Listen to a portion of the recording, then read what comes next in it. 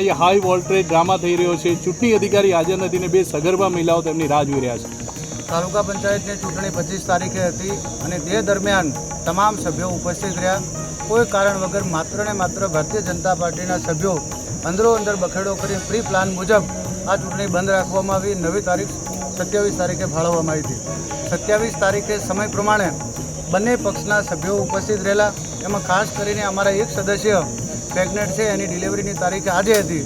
વારંવાર વિનંતી કરી છે, કલેક્ટર સાહેબશ્રીને પણ રૂબરૂ મળીને રજૂઆત કરી હતી. ચૂંટણી અધિકારીને કહ્યું કે ભાઈ આ લોકશાહી છે, લોકશાહી પર્વની રીતે યોજવામાં આવે અને ખાસ કરીને બેન પ્રેગ્નેન્ટ છે અને આટલી બધી ગરમી હોય ત્યારે એને આવનારા બાળકને કોઈ નુકસાન ન થાય એના માટે માનવતાની દ્રષ્ટિએ પણ ચૂંટણી યોજવામાં આવે.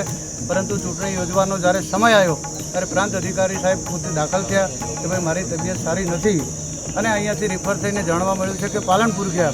મીડિયાના મિત્રોના માધ્યમથી આમ જે અમારા ઓળખીતા મિત્રો છે એના માધ્યમથી એવું પણ જાણવા મળ્યું છે કે ભાઈ તે ત્યાં જે હોસ્પિટલમાં દાખલ છે ત્યાં કોઈને મળવા દેતા નથી, અંદરથી દરવાજો બંધ કર્યો છે.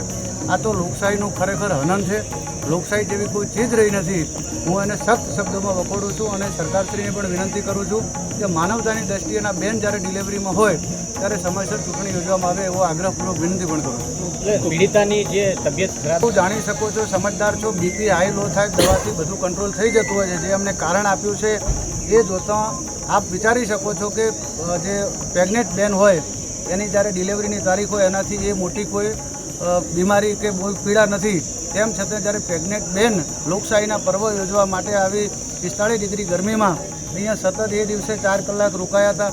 આજે ઠેઠ 11 વાગ્યાથી રૂમની અંદર જ્યારે બેઠા હોય અને ચૂંટણીની રાહ જોતા હોય ત્યારે ચૂંટણી અધિકારીની પહેલી ફરજ એ છે કે ચૂંટણી યોજવામાં આવે. અહીંયા 2 એમ્બ્યુલન્સની ડૉક્ટરની ટીમ સાથે જો બેન અહીંયા ઉપસ્થિત રહી શકતી હોય તો ચૂંટણી અધિકારીએ પણ જ્યારે ડૉક્ટરો અને આરોગ્યની ટીમ હાજર હોય તો એમને પણ આરોગ્યની સારવાર ઉપર, નિયોજનની ટીમ ઉપર ભરોસો આરોગ્ય ઉપર રાખવો જોઈએ અને હાજર રહી અને આ ચૂંટણી યોજવી જેવો મારો મત છે.